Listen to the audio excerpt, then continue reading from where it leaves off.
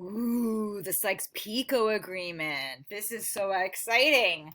So this is where the plot thickens. During the height of the World War II. Actually, I should this let me back up. At the height of World War II in 1916, not 1923, 1916, the Sykes-Picot Agreement was made. The Sykes-Picot Agreement is named after two men. It was a secret treaty between Britain and France. Now, and Russia kind of secretly signed on, but remember, they drop out of the war in the next year. And what this is basically a secret agreement dividing up the Middle East for spheres of influence and eventually and partitioning the Ottoman Empire with the idea that it would fall. Um, excuse me. So this is Sykes is a British politician, and Picot is a French politician, and they agreed to divide the Middle East as such.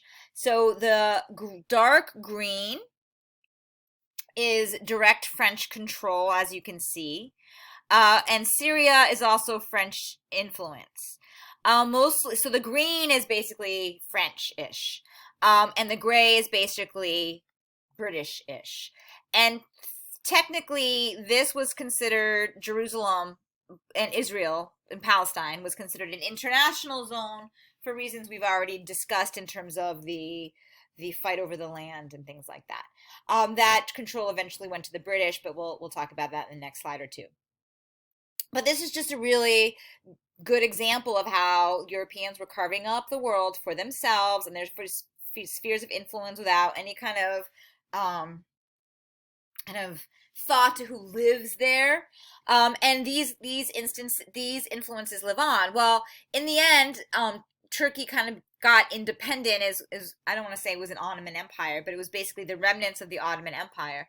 But Syria and what came to be Lebanon, which is here, Syria's a little bit bigger than it is now, were under French influence. So a lot of Lebanese and Syrians are dual language speakers between Arabic and French. And of course, some Kurds are also in Syria.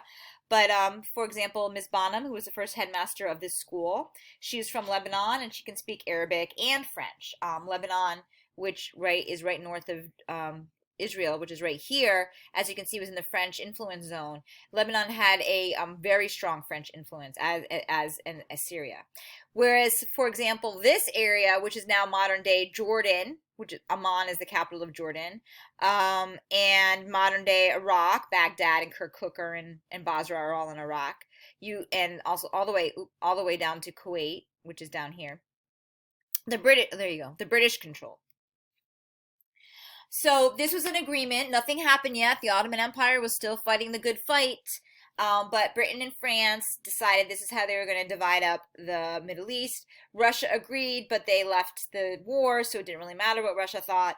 And this is essentially what happened at the end of World War I and was implemented in 1920, officially in 1923. That's where that date comes from at the top. But it was signed in 1916 before they even knew who was going to win the war.